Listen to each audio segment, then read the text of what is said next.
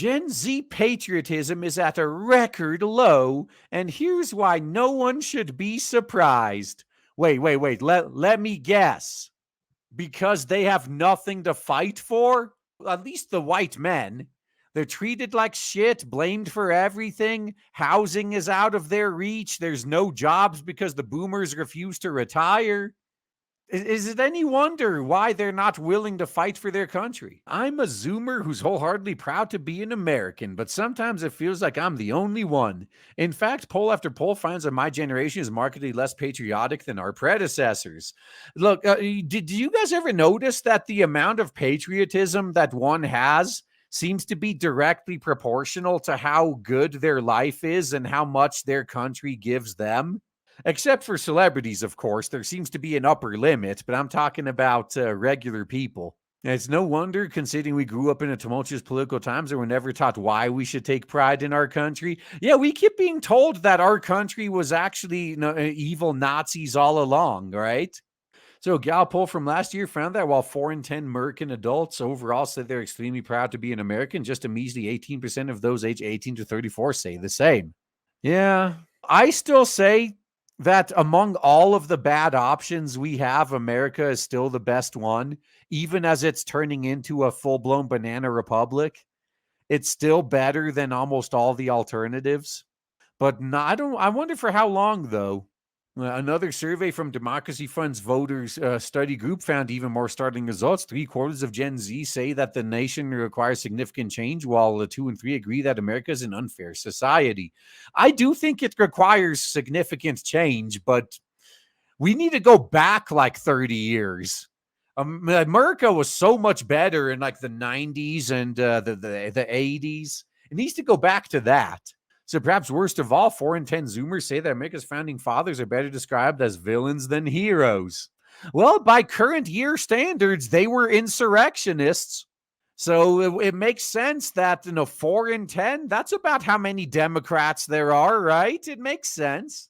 That's a problem that should concern all Americans, given this next generation of leaders, and considering that military recruitment is in crisis, it could even be a national security issue. Well, considering that the military has been actively driving away the exact type of people they should want in the military, there's nothing we can do about the military kneecapping themselves. But is declining patriotism any wonder, given that civics literacy rates among young people are dismal and dropping? What's that the result of? Oh, right, the public indoctrination system.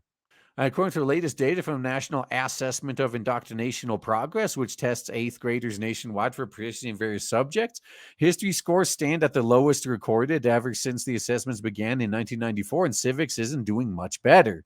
But that's because history is racist, so we just don't teach it anymore. Our truth is more important than the truth.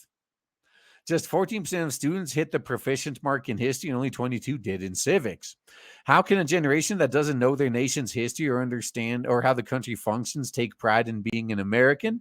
No wonder they've taken for granted just how fortunate they are to live in 21st century America. They just like with all communism, I guess, like eventually when the communists win and they get the utopia they've been wanting, they realize it's way worse than what they had before.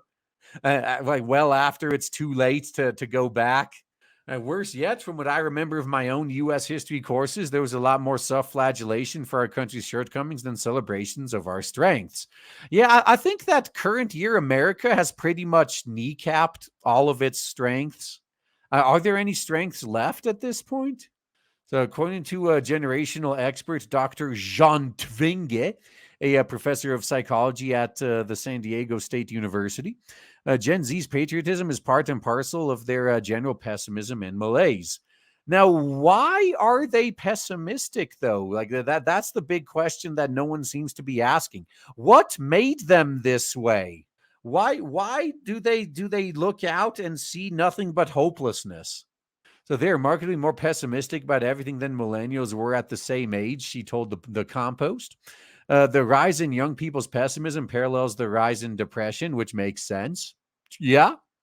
Twinger is right. A staggering 4 in 10 Zoomers agree with statements like, I can't do anything right and my life is not useful. Now, that's just accepting the truth. I'm talking about like pessimism in the future of the country. So they see their country negatively because they see almost everything negatively. Added Twinger, who is author of Generations, the real difference between Gen Z, Millennials, Gen X, Boomers, and Silence, and what they mean for America's future.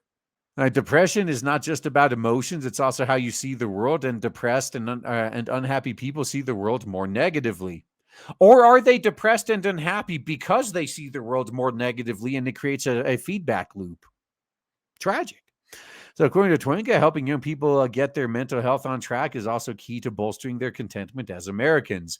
And you're not going to do that by giving them unearned self-esteem like the millennials, are you? Because that didn't turn out very well. I don't see Gen Z's low patriotism and high pessimism turning around unless and until teens and young adults' mental health improves. I don't think their mental health will improve until their economic health does, though. You can't really have good mental health when you're struggling for when you're struggling to eat, like when you're struggling to have a roof over your head. I don't think that'll happen until they start spending less time on social media and more time with each other in person. Now that is a very fucking boomer take. Now I do kind of agree that social, at least open social media, is a mistake and just a den of negativity and hate, and probably isn't good for your mental health. But I don't think chatting with other miserable people in person is what they need. Like that's not the solution. Like it's not like these people are pessimistic and miserable for no fucking reason. They're miserable because they don't see a future. You need to fix the economy. You need to fix a lot of other shit. Then you could worry about their mental health. All right, learning about the world and current events through social media probably doesn't help either. I mean, social media is better than the lying fake news legacy media, though. At least social media can be community noted and fact checked. Yeah, I love some of the flexing that Musk has been doing whenever someone tries to lie and gets community noted. And Musk comes out and says, it's amazing how people still think they could get away with lying on this platform. Like, oh, shit. He's far from perfect, but I got to admit, that was a great own. A shocking third of young Americans now get their news from Chinese-owned social media platform TikTok. And it's probably more accurate than American-owned CNN.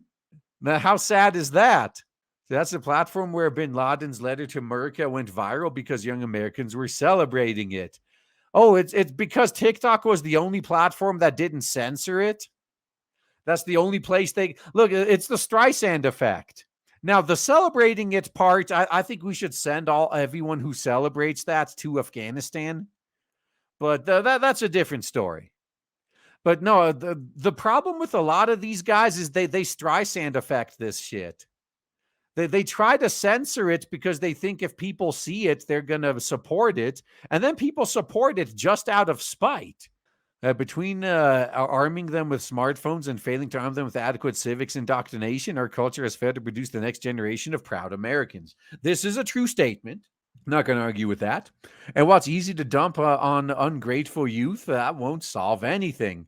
Yes, you got to think. If millennials, if Gen Z are failures, if they are failures of a generation, which they are for the most part, you have to ask, who the fuck raised them? Because yes, millennials definitely, Gen Z most likely are failures of a generation.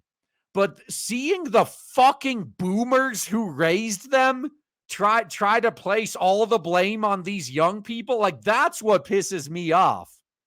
Who the fuck raised these useless generations? You don't get a free pass, motherfucker.